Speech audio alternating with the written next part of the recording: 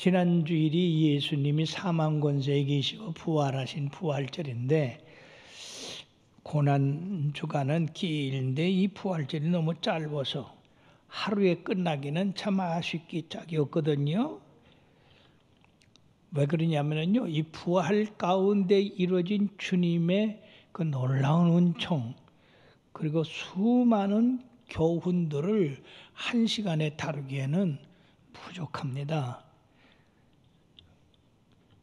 진정한 크리스찬들은 예수님이 십자가에 달리셨을 때 그 십자가를 지게 만든 대제사장들이나 또 그 대제사장들의 말에 꾀임에 넘어가서 소리치는 군중들이나 세상의 악당 중에 악당인 바라바는 놔주고 선한 우리 예수님이 십자가에 못 박으라고 한 이 일에 대해서는 제가 도무지 이해가 안 돼요.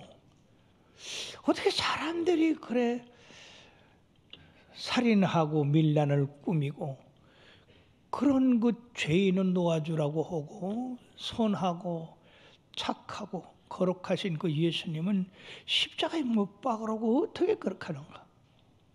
그 대목에서 저는 그냥 가슴이 터져가는 것 같아요. 왜 그런가. 그리고 왜 빌라도는 그 권세를 가지고서 그렇게 어불쩡하게 넘어가가지고 그 소리를 듣고 그들의 음모를 듣고 거기 동조를 했는가. 아무리 생각해도 답이 안 나와요. 암만 어린애라도 옳고 그런 건 알거든요. 선하고 악한 건 알아요. 근데 어떻게 그래 선한 예수님을 십자가에 못 박으라고 악한 이 강도 도둑놈은 놔주라고 하나. 이게 가만히 보니까 요새도 그런 것 같아.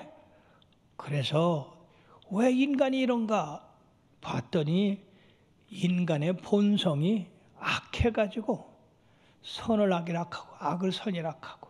그래도 그것을 받는 사람들, 듣는 사람들이 아무렇지도 않은 거야.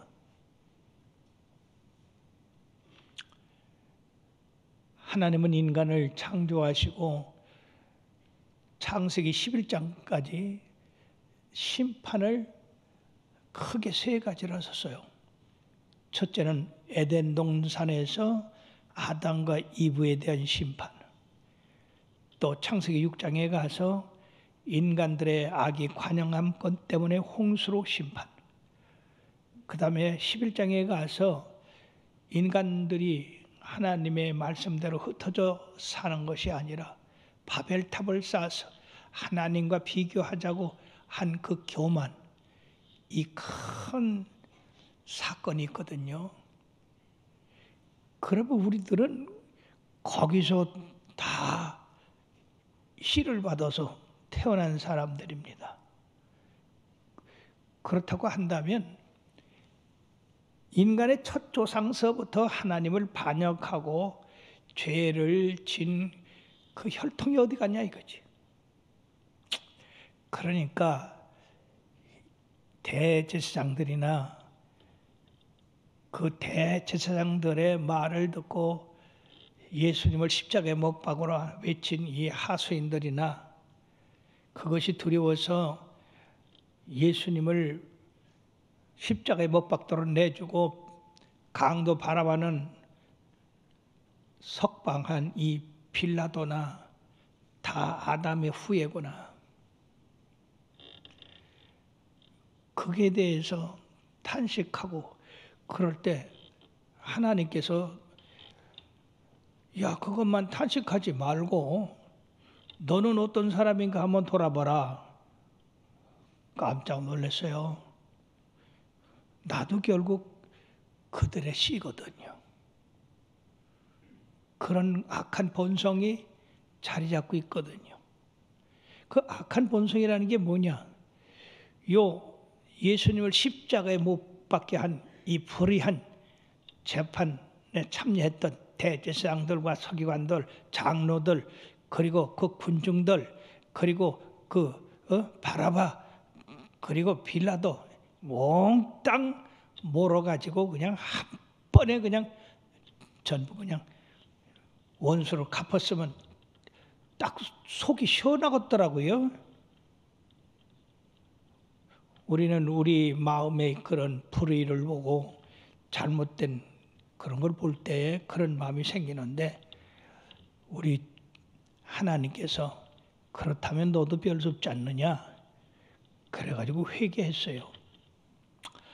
사랑하는 여러분, 이 세상은 불의로 가득 찼습니다. 그리고 그 불의를 행하는 사람들을 옳다고 그렇게 합니다. 로마서 1장에 보면 그런 사람은 사형에 해당된다고 하면서 모두가 이처럼 악인이 됐다고 그렇게 탄식을 하고 있습니다. 그래서 오늘 우리 주님께서요, 그런 억울한 불의한 재판을 받았다 할지라도 참으로 3일 만에 부활하니까 그게 아무것도 아닌 게 돼버렸어요. 그렇죠? 대제사장들의 그 악한 마음도 그것도 그냥 허사가 되고 말았고, 그 군중들 돈 받거나 아마 명령에 따라서 한 하속인들 그들도 아무것도 아니가 됐고, 빌라도 역시 아무것도 아니게 돼버렸어요. 그러니까 우리 주님의 부활이 얼마나 놀라운 은혜냐 하는 것입니다. 그 악하고 악한 사람들의 그 괴계, 그 음모, 그들의 그 재판이 예수님이 사망 권세 이기시고 부활함으로 말미암아서 그 분노가 다 사라지고 오직 예수님의 부활로 인해서 기뻐하고 즐거워하고 우리 주님 찬양하는 것밖에 안 남는다 그 말입니다. 그래서 저는 오늘 우리 시온일리 선교 헌신 예배에 우리 주님의 부활의 은총이 얼마나 크냐, 얼마나 놀라우냐, 이것을 말씀드림으로 함께 은혜 받고자 하는 것입니다. 예수님의 부활은 새로운 세계에 대한 그 영안을 열게 해주셨어요. 사람은 죽는다. 그렇기 때문에 슬프다. 희망이 없다. 이런 생각을 가지고 있었는데 예수님은 사망 권세 이기시고 부활하심으로 와, 인간에게도 소망이 있다. 희망이 있다. 왜냐하면 다른 세계가 있다. 이 세상 불의로 가득 찬 뒤틀린 그런 사람들의 마음이 아닌 참으로 선하고 올바르고 정직하고 공의로운 그런 세계가 있구나. 다시 사는 세계, 그런 영원한 세계가 있구나 하는 그런 마음을 이 부활로 통해서 우리들에게 전해주고 계시다고 하는 것입니다. 그러므로 우리 인류는 소망이 있습니다. 사망이 아니라 생명, 죽음이 아니라 부활, 이런 소망이 있어요. 이거는 우리 인류에게 끼치는 그 영향이 얼마나 크냐 하는 것입니다. 뿐만 아니라 이 죽은 자를 살리신 그 하나님의 능력은 창조의 능력뿐 아니라 절대 주권의 능력을 가지고 계시다. 하나님께서 창세기에서 계시록까지 말씀하신 그 말씀은 전부가 진리고, 그리고 주님께서 말씀하신 그 모든 말씀은 다 진리다. 누가 믿든지 말든지 그건 상관도 없어요. 하나님이 정해주신 거는 누구도 변경시킬 수가 없고 그걸 고칠 수도 없는 겁니다. 그러므로 계시록에는 이 말씀을 읽는 자와 듣는 자와 그 말씀대로 지켜 행하는 자가 복이 있다고 1장에서 말씀하고 있는가 하면 22장에 가서는요, 이 말씀에서 더하든지 빼든지 하면은 하나님의 저주가 임할 거라고 했습니다. 그러므로 이 하나님의 말씀인 성경, 그리고 예수님의 평상시에 했던 그 말씀들, 그것이 다 사실로 나타났거든요. 예수님이 거짓말한 거 있습니까? 내가 예루살렘에 올라가서 대제사장들과 장로들과 서기관들과 바리새인에게 고난받고 장사한 지 3일 만에 살아나리라. 그대로 됐잖아요. 제자들이 그걸 믿든지 말든지 우리 주님은 행했어요. 오늘날 이 세계도 말이에요. 사람들이 믿든지 말든지 우리 주님은 그대로 진행하고 계십니다. 그러니까 우리가 어떻게 해야 되겠어요? 우리가 그 주님의 말씀을 믿어야 되겠죠? 믿지 않으면 문제는 우리한테 생긴다 그 말입니다. 뿐만 아니라 참으로 우리들에게 이 세상 살면서 영원한 가치, 참된 가치, 참된 보람, 그것이 어떤 것인가를 가르쳐 줬어요. 대제사장들은요, 자기들의 지위를 놓치지 않게 하기 위해서 그런 악을 썼거든요. 이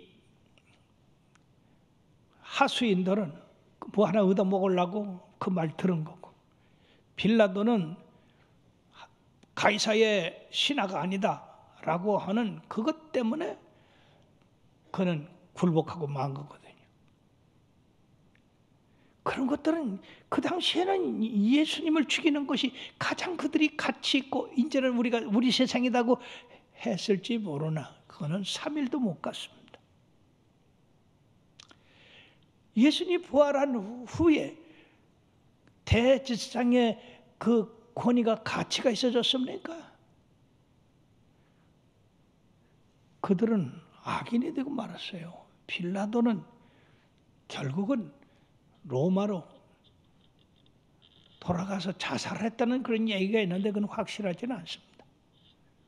그러나 빌라도가 가이사에게 보낸 그 예수님의 십자가의 재판과 그 부활에 대해서는 그 긴 편지가 있습니다.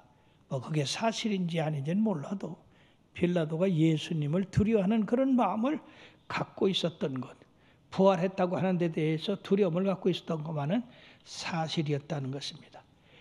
그러므로 사랑하는 여러분들이요, 마태복음 16장 46절의 말씀에 보면은요, 우리들에게 뭐라고 말씀하고 있느냐? 사람이 만일 온 천하를 얻고도 제 목숨을 잃으면 무엇이 유익하리요? 사람이 무엇을 주고 제 목숨과 바꾸겠느냐? 가장 중요한 건 목숨이다 그 말이에요. 근데 그 목숨이 세상에서만 살고 말 거냐? 저 하늘나라까지 갈 거냐? 이것이 얼마나 중요하냐 이거죠. 재물을 많이 쌓아놓고 먹고 마시자 내 영혼아 먹을 것이 많지 않느냐? 그때 하나님이 뭐라고 하십니다. 누가복음의 말씀에 보면 12장 20절 21절에 보면 하나님은 이르시되 어리석은 자여 오늘 밤에 내 영혼을 도로 찾으리니 그러면 네 준비한 것이 누구의 것이 되겠느냐? 그렇죠. 자기를 위하여 재물을 쌓아두고 하나님께 대하여 부여하지 못한 자는 이와 같으리라. 즉 우리들에게 예수님의 부활은 인생의 삶에서 뭐가 중요하냐?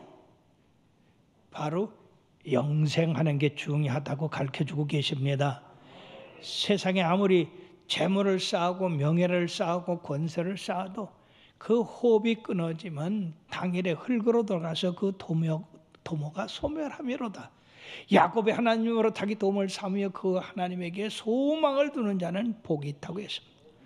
사랑하는 여러분, 여러분들은 세상에서 조금 더 못 살고 조금 못 먹고 조금 못 입어도 예수 열심히 믿으시길 바랍니다. 그럴 때 바로 그 사람에게는 영생이 있어요. 영생을 얻으면 그까짓 거 돈이 문제겠어요? 집이 문제겠어요? 옷이 문제겠어요? 사람들과 또 다툰 그런 게 무슨 문제겠어요? 그러므로 요한복음 5장 24절의 말씀에 우리 주님께서 뭐라고 했습니까? 내가 진실로 진실로 너에게 이르노니 내 말을 듣고 또 나 보내신 이를 믿는 자는 영생을 얻었고 심판에 이르지 아니하리니 사망에서 생명으로 옮겼느니라. 바로 예수님께서 사망에서 생명으로 옮김으로 우리가 그 뒤를 따라가기만 하면 같이 부활의 영생에 들어간다고 하는 것입니다. 그러므로 사랑하는 여러분, 우리들이 주님 앞에 구할 것 영분별의 은사입니다. 누가 진짜인지 가짜인지, 누가 참 빛인지 누가 어둠인지, 누가 사기꾼인지 누가 진실로 우리에게 은혜를 베푸는 자인지, 이걸 여러분들이 분별하고 살아야 돼요. 이북에서 넘어온 우리 탈북민들 있잖아요. 그 사람들 텔레비에서 계속 방송을 하는데 참 우리가 그 방송은 볼 필요가 있어요. 특히 종북 세력들은 그거 봐야 돼요. 근데 그 가운데 한국에 와가지고 열심히 일을 했대야. 그리고 돈도 많이 벌었다는 거예요. 그래서 살만하다고 했는데 세상에 사기꾼한테 사기를 당해서 홀딱 다 뺏겼대야. 그것만이 아니야. 또 보증을 서가지고 또 빚을 잔뜩 졌다는 겨. 여러분, 이거 어떻게 설명해야 됩니까? 자유 찾아서 잘 살아보았다고 왔는데 오히려 그 지경을 당했으니. 그분이 하는 얘기가 내가 경험이 없어서 분별을 못해서 이렇게 됐습니다. 얼마나 딱한 일입니까? 여러분, 영분별이 없으면은요, 이게 사망의 길인지 생명의 길인지 모른다고. 넓은 길이니까 야 가기 좋다, 다 일로 가자. 그래서 사람들 다 그로 따라갑니다. 결국은 사망의 길이에요. 좁고 협잡하지만은 생명의 길은 힘든 겁니다. 여러분들이 육신은 힘들고 어려워도 그것이 생명의 길이니까 참고 견디고 인내하는 줄 믿습니다. 반드시 여러분들에게 좋은 보상이 있을 거예요. 두 번째는 제자들에게 그리스도의 부활을 전하는 사명을 주셨다고 하는 겁니다. 참 이런 생각도 해봤어요. 예수님이 부활하시자 마시자 큰 권능과 권세를 가졌으니 제자들에게 야 모여라. 너희들에게 권세를 주고 권능을 줬으니까 나를 괴롭힌 그 대제사장들과 서기관들, 장로들 다 잘 알지. 모조리 찾아가서 그냥 전부 어떻게 해라. 뒤집어 엎어라. 빌라도도 뭐 로마 군대도 내가 너희들한테 권세 줬으니까 그렇게 해라. 그런 말은 찾아볼래야 찾아볼 수가 없어요. 예수님이 제자들에게 내가 이런 억울한 일을 당해서 십자가를 졌으니 너희들은 내가 이런 억울한 일 당해봤잖냐? 그러니까 거기에 합당한 보복을 가서 하거라. 아마 천부옥에다 가둬도 현찮을 거예요.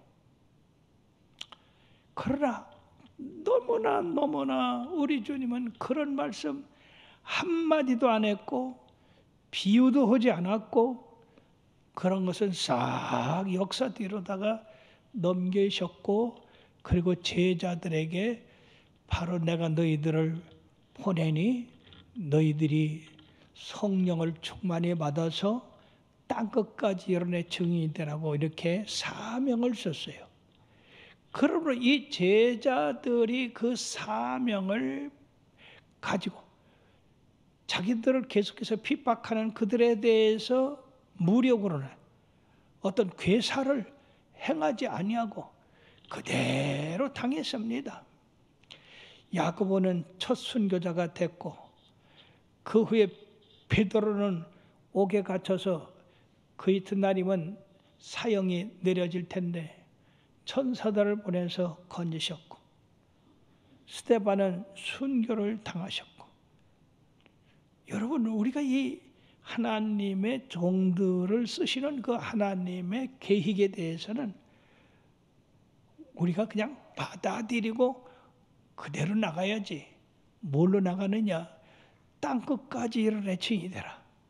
그 말씀만 가지고 나가야 된다 하는 것입니다. 여기 32절에 베드로가 그 회중들 앞에 서서 뭐라고 했습니까? 이 예수를 하나님이 살리신지라 우리가 다 이 일의 증인이로다라고 자기들은 증이라는 사실과 33절에 하나님이 오른손으로 예수를 높이심에 그가 약속하신 성령을 아버지께 받아서 너희가 보고 듣는 이것을 부어주셨다고 이렇게 했습니다. 즉 이들은 권능 있는 사람들이 됐던 겁니다. 오직 성령이 너희에게 임하시면 너희가 권능을 받고 예루살렘과 온 유대와 사마리아 땅끝까지 내 증인되라고 하는 그 말씀의 능력이 그들에게 임해서 자기들이 지금 여러분들 앞에 이렇게 보고 듣는 것, 이것은 우리들이 술을 마셔서 그런 것도 아니고 우리들이 미쳐서 그런 것도 아니고 하나님이 예수님 부활하신 그 부활 후에 우리들에게 성령을 부어주시겠다고 하는 그 약속의 성령을 우리들이 받아서 그런 건데, 그것도 요엘 선지자의 예언이나 여러 선지자들의 예언에 그대로 이루어진 것이다 라고 그들에게 전했습니다. 그러므로 여기서 주님께서는 과거에 대해서 전혀 말씀하지 않았어요. 베드로야, 너 왜 3번씩이나 나를 부인해서? 어리석기는 그렇지 않았어요. 도마야, 너 왜 의심했어? 그런 과거의 어떤 어두운 그림자는 일체 말씀하시도 안 하고 오직 하나님의 나라를 세우고 앞으로 전진해 나갈 그 일만 당부하셨다고 하는 것입니다. 그러므로 오늘날 우리들도 이 부활의 예수님의 그 말씀, 그거를 우리 마음에 새기고 살아야 돼요. 얼마나 많은 사람들이 원수에 대한 분노를 가지고 삽니까? 보복하고 싶은 그런 심령을 가지고 삽니까? 어떤 다른 사람의 허물 때문에 내가 손해를 봤으면 그 사람에 대해서 얼마나 미워하고 보복하고 싶은 그런 마음들을 갖습니까? 근데 이 부활의 예수님을 만나볼 때에 그런 건 백제 쓸데가 없는 일이다 하는 겁니다. 그런 마음을 가지고 있는 여러분들이 있으면 이 밤에 마음을 돌이키시기를 바랍니다. 비뚤어진 그런 양심을 올바로 잡으세요. 하나님의 말씀으로 잡으시길 바랍니다. 그런 보복적인 심리를 가지고 있고 원수를 마음에 품고 있는 이런 사람들 언제나 갚으기를 원하고 망하기를 원하고 미워하고 증오하고 그런 마음들을 갖게 되는데, 그런 마음은 예수님의 부활로 말미암아 아무것도 아니다. 그거는 심판 아래 놓이는 것이기 때문에 우리가 그 안에 들어가서는 안 된다고 하는 교훈을 지금 예수님의 부활의 은총에서 우리들이 얻을 수 있는 교훈이다 하는 것입니다. 대단히 어려운 일입니다. 사람들의 일반적인 그런 상식은 당연히 나한테 잘한 사람 잘하고 못한 사람 못하게 하고, 더군다나 해를 끼친 사람은 몇 배나 더 갚아주는 것이 일반적인 사람들의 뒤틀린 마음입니다.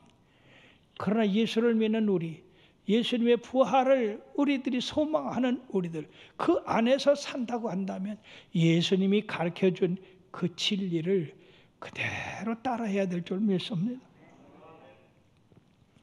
그러므로 여러분들이요, 여기 제자들에게 어떻게 하면 하나님 나라를 세우고 어떻게 하면 능력 있는 삶을 살고 어떻게 하면 많은 사람들에게 그리스도를 전파할 수 있는가, 그거에 대해서만 주님이 얘기했으니까 우리들도 직접적인 제자들은 아니다 할지라도 구원받는 그 도리는 똑같고 또 구원받았으면 하늘나라 가서 주님 만나는 건 다 똑같습니다. 그렇다고 한다면 우리들도 제자들이 행한 그 일, 제자들에게 명하신 그 길을 따라가야 될 줄로 믿습니다. 주님 앞에 구하십시오. 주님, 내 마음에서 이 억울한 일, 이 당한 일, 이 보복하고자 하는 그런 원수에 대한 그런 것이 떠나질 않는데 주여 제하여 버려 주시옵소서. 여러분들이 거기서 자유를 얻지 못하면 여러분들의 인생 삶은 반쪽이 나든지 아니면 수포로 돌아가든지 그렇게 될 거예요. 그러므로 여러분들 마음에는 아주 평안한 마음, 기쁜 마음, 즐거운 마음만 갖게 되기를 바랍니다. 그것이 여러분들이 하나님 나라를 세우는 일이요, 하나님 나라를 확장하는 일이요. 그래서 우리 주님이 그들을 통해서 성령을 주셔가지고 그들로 말미암아 교회가 탄생하게 된 겁니다. 오늘날 교회는 바로 예수님의 부활의 그 놀라운 은총 가운데서 이루어진 단체이기 때문에 바로 주님이 걸어가신 그 길을 우리도 걸어가야 되고 주님이 가르쳐준 교훈을 우리도 행해야 되는 것입니다. 세 번째는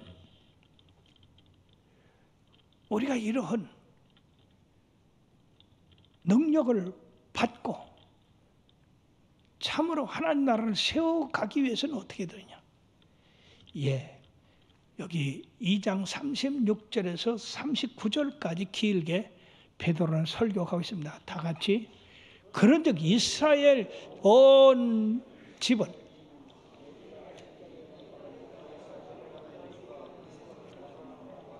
주와 그리스도가 되게 하셨느니라 하니라.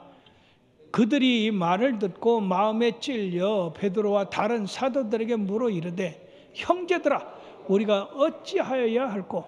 베드로가 이르되 너희가 회개하여 각각 예수 그리스도의 이름으로 세례를 받고 죄 사함을 받으라. 그리하면 영 선물로 받으리니 이 약속은 너희와 너희 자녀와 모든 먼데 사람 곧 주 우리 하나님께서 얼마든지 부르시는 자들에게 하신 것이라 하고. 사랑하는 여러분들이요, 성령 받아야 된다고. 그러면 어떻게 되냐? 너희가 주와 그리스도를 십자가에 못 박은 죄를 회개해야 된다고. 그게 얼마나 큰 죄요. 나는 거기 없었어요. 결국 세상 모든 사람이 예수님을 십자가에 못 박은 것이 됐다고는, 예수님의 그 명패에 쓴 거는 유대인의 왕, 그 다음에 이 로마 글로 또 유대인의 왕, 히브리 말로 썼고 그 다음에 헬라어로 썼습니다. 그 당시에 이 십자가에 모든 사람들이 다 모였었습니다. 다 비웃고 조롱하고 다 침 뱉고 다 그랬습니다. 그러니까 내가 거기 없었어도 결국 나도 거기 있었던 사람이나 다름이 없다는 얘기예요. 더군다나 이 오순절 성령이 엄청나게 임해서 120명이 소리소리 지르고 하나님을 찬양하고 들고 뛰고 그냥 외치고 그럴 때 예루살렘에 오순절 지키러 온 사람들이 다 모였어요. 예수님 십자가에 못 박을 때도 그렇게 많이 안 모였는데 성령 세례 받은 이 제자들을 보러 다 모였다고. 왜? 이상한 소리를 자꾸 하니까. 근데 그 이상한 소리가 자기 나라 말로 전부 회개하라고 하는 그런 말씀이었습니다. 이들이 거기서 뭔가 느낀 거예요. 그런데 베드로가 바로 너희들이 십자가에 못 박은 그 예수를 하나님이 주와 그리스도를 삼으셨는데 너희들이 악해서 그 예수님을 몰라보고 십자가에 못 박았다. 그러니까 그 말에 그냥 기절초풍을 하는 거예요.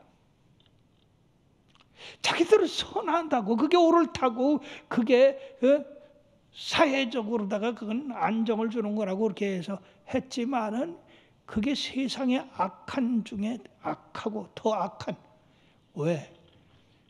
주라고 하는 것은 바로 자신의 주인이라는 얘기인데 이것은 하나님이라는 말씀이에요.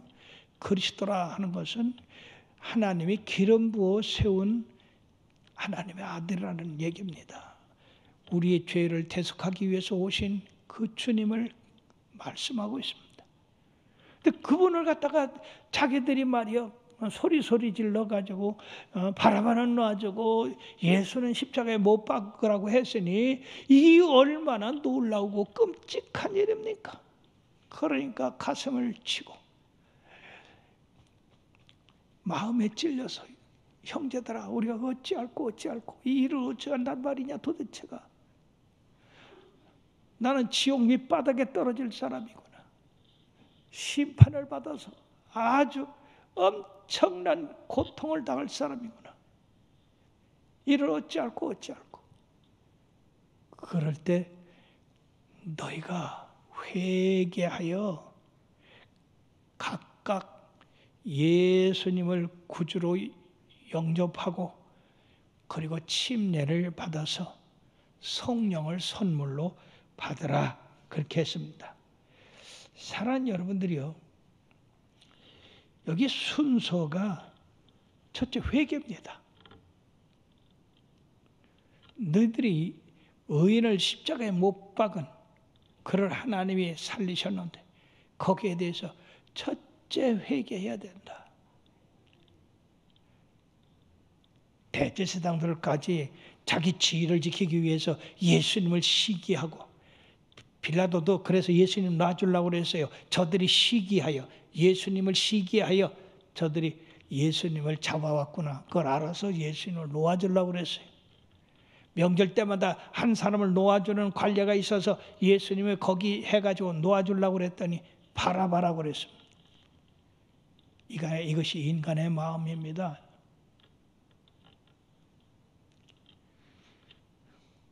우리 주위에서도 이런 일이 얼마나 많이 생기고 있습니까? 사람들은 양식이 없어요. 양심이 없고 자기들 편이냐 자기들 편이 아니냐, 내게 유익이 있느냐 내게 유익이 없느냐, 이걸 따지 공의나 정의 이걸 따지는 게 아니다 그 말이에요.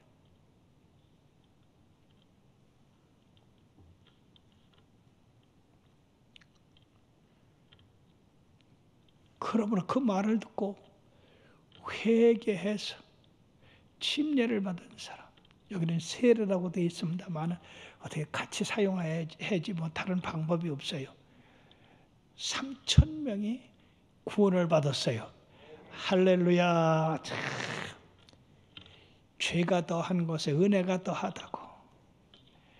그들이 그렇게 악한 짓을 많이 하더니 성령의 능력으로 베드로의 설교를 듣고 자기들이 예수님을 십자가에 못 박은 죄인이구나, 내가 그 죄인이구나, 어찌할꼬 길이 있다 그 말이야.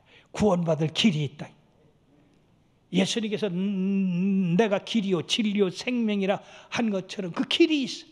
아무리 큰 죄를 졌어도 길이 있어. 그 길이 바로 우리 예수님이십니다. 십자가입니다. 부활입니다. 승천입니다. 사랑하는 여러분들, 그러므로 여러분들도 여러분들 날마다 하나님 말씀에 비춰보고 회개하시기를 바랍니다. 나는 이 은혜를 생각하고 잠을 이룰 수가 없었습니다. 우리 주님은 얼마나 좋으신 분인가.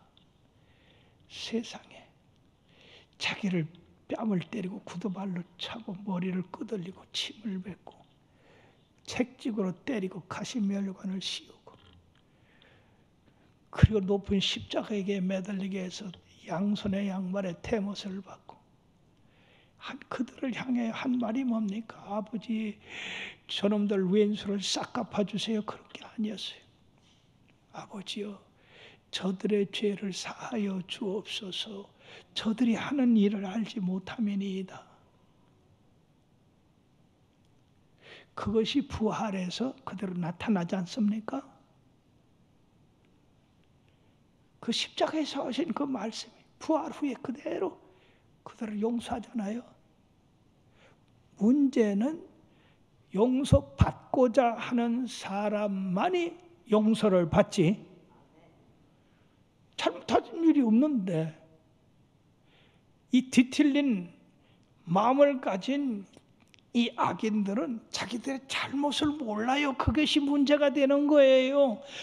자기들이 한 일에 대해서 잘못을 깨달았다면 여기 3,000명 속에 들어왔을 텐데.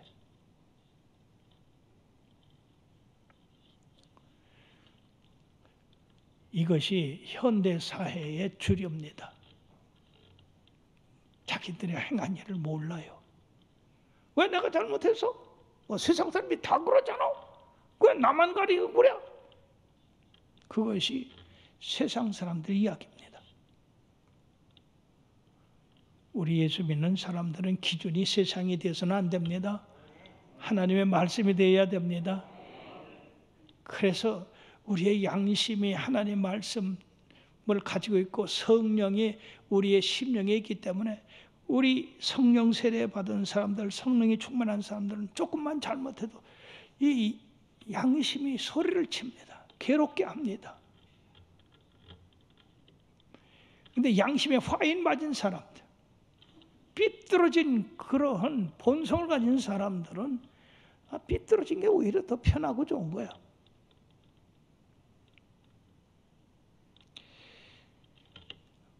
회개한 사람이 3,000명이었지만 그 다음에 5,000명, 수만 명으로 나중에는 제사장의 무리까지 회개하고 돌아왔습니다. 그런데 이 복음은 이 베드로의 이 복음은 즉 예수 그리스도께서 부활하시고 용서하신 그 복음은 바로 너희와 너희 자녀와 먼데 사람 곧 주리 하나님이 얼마든지 부르시는 자들에게 하신 것이라. 아멘. 바로 그 먼데 사람이 누굽니까? 나와 여러분들이에요. 참 이 복음이 여기까지 들어와서 우리들을 갖다 구원했으니 얼마나 감사한 일입니까? 이 구원 모르고 죽는 사람이 얼마나 많이 있어요. 그러므로 우리 열심히 전도합시다. 코로나가 막지만은 그러나 이럴 때는 은혜를 많이 저축했다가 이 코로나가 사라질 때 그냥 폭발적으로 시작합시다. 작년 3, 4, 5월에는요 우리 성도들이 새로 오신 분들 그래서 안내하느라고 정신이 하나도 없었어요. 돈 들이고 시간 들이고 정성 들이고 다 했습니다. 근데 금년에는 이 왼수 코로나가 꼼짝을 못하게 하니까 뭐 할 수 없이 지금 이런 기회에 우리가 성경 말씀 더 읽고 기도 더 많이 하고 그렇게 하고 준비하고 있다가 능력 가지고 나가서 마른 영 구해낼 줄 믿습니다. 끝으로 구원받은 그 사람들이 그냥 구원만 받은 게 아니라 여기 42절에 보니까 바로 다 같이요. 그들이 사도의 가르침을 받아 서로 교제하고 떡을 떼며 오로지 기도하기를 힘쓰니라. 바로 이게 구원받은 사람들이 해야 할 일입니다. 자, 구원만 받았으면은 엄마가 아기 낳고 그냥 내방치는 것과 똑같습니다. 안 됩니다. 사도들의 가르침을 받아야 돼요. 교회에 나와서 하나님의 백성들을 가르치는 자의 그 교훈을 받아야 됩니다. 그리고 예수 믿는 사람끼리 교제를 해야 돼요. 떡을 뗀다고 하는 것은 예수님의 그 십자가를 생각하고 우리들이 사랑으로 하나 되고자 하는 그걸 갖다가 말씀하고 있는 것입니다. 그리고 여기 기도에 힘썼다고 그랬습니다. 늘 기도에 힘써서 주님과 우리와의 사이가 항상 긴밀해야 돼요. 특히 우리 시온 1, 2 선교회 회원들은 이제 뭐 나가서 돈 버는 사람은 별로 없을 거고 손자나 보고 손녀나 보고 할 그런 연세인데 아직도 젊으니까 기도 많이 하시길 바랍니다. 이제 하늘만 기도원이 생겨가지고 기도 더 많이 해야 돼요. 그래서 거기는 기적의 동산이 돼야 됩니다. 예, 우리 여기는 모든 분들도 다 마찬가지입니다. 그래서 기도원 어려운 가운데 세운 거는 우리가 열심히 기도해서 하나님과 깊은 교제를 갖고 이 깊은 교제 가운데서 하나님의 은총을 더 많이 받고자 기도원을 세운 겁니다. 뭐 자랑하려고 한 것도 아니고 돈이 남아서 돌아서 그런 것도 아니고 여러분들의 영혼에 그 강건함을 있게 하기 위해서 하나님의 살아계신 그것을 여러분들로 체험하기 위해서 이렇게 한 겁니다. 그러니까 누구든지 들어가서 기도하면 응답받을 줄 믿습니다. 이런 얘기가 있어요. 그럼 바라바는 그 후에 어떤 사람이 됐을까? 근데 제가 어떤 책을 읽었는데요. 오래전 얘기죠. 이 바라바가 아무리 생각해도 자기가 사형을 안 당하고 그저 자유인이 된 거에 대해서 야 이거 어쩐 일이냐 이거 도대체가 그런 얘기가 있잖아요. 이 군중들이 바라바 바라바 바라바 그렇게 외칠 때 이제 죽는 날이 왔구나. 이제 오늘이 내가 죽는 날이구나. 그렇게 생각했다는 거예요. 바라바라고 외친 거는 바라바를 석방하고 예수님을 십자가에 못 박으라는 게 아니라 바라바를 놔주라. 그건 이제 모르는 거예요. 그래서 석방이 됐어. 그러니까 깜짝 놀랄 수밖에. 군중들이 바라바 죽이라고 소리 질렀는데 석방이 되고 그 선하고 착한 예수님이 십자가에 달렸단 말이에요. 이건 세상에 이게 거꾸로 돼요. 거꾸로 되는 바람에 내가 살았구나. 그래서 그 후에 어떤 계기가 되는지는 모르지만 예수를 믿게 됐다는 겁니다. 그 예수를 믿어도 자기 생명 때문에 예수님이 돌아가시고 그러고으로써 자기는 지금 다시 사는 거다. 2번 사는 거다. 그래서 열심히 예수 전도했대요. 그리고 마지막에 이 바라바도 그 로마에서 네로의 그 핍박에 십자가에 달려 돌아갔다는 그런 전설이 있습니다. 믿든지 말든지 사실이든지 아니든지 근데 그럴 확률이 높잖아요. 예. 예수님은 만민을 위해서 돌아가셨습니다. 만민을 살리려고 돌아가셨습니다. 교회를 탄생시키기 위해서 성령을 부어주셨습니다. 그러므로 교회는 항상 예수님의 부활의 그 뜻을 받들어서 성령 충만받고 가르치기가 힘쓰고 그리고 서로 교제하고 사랑하고 그리고 기도하기에 힘을 쓰는 우리들이 되어야 될 줄로 믿습니다. 오늘 시온 1, 2 선교를 통해서 우리들의 마음이 삐뚤어진 것이 있다면 우리가 부활의 그 은총으로 바로잡고 우리 주님이 원하시는 그런 생을 살아가는 아름다운 성도들 돼서 여러분을 통해서 예수 그리스도의 향기가 계속 퍼져나가게 되기를 주의 이름으로 축원합니다. 기도하시겠습니다.